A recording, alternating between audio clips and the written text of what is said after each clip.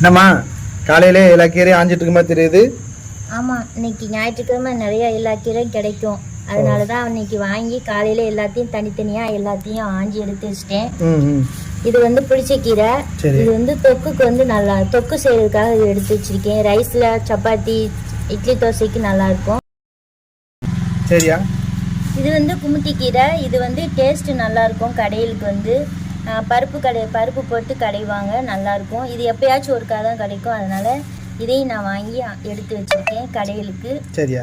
இது வந்து முருங்கைக்கீரை. இதையும் நான் பொரியல் பண்ணுறதுக்கு வாரத்துக்கு ஒரு நாள் வந்து முருங்கைக்கீரை பொரியல் பண்ணுவேன். அதுக்கும் ஆஞ்சி தனித்தனியாக எடுத்து வச்சிட்டேன்.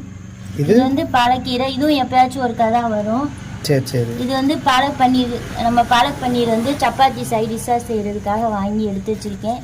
இங்கே தான் கழுவி சுத்தம் பண்ணி தனித்தனியாக எடுத்து வைக்கணும். இது எல்லாமே நான் 3 நாளே காலி பண்ணிடுவேன்.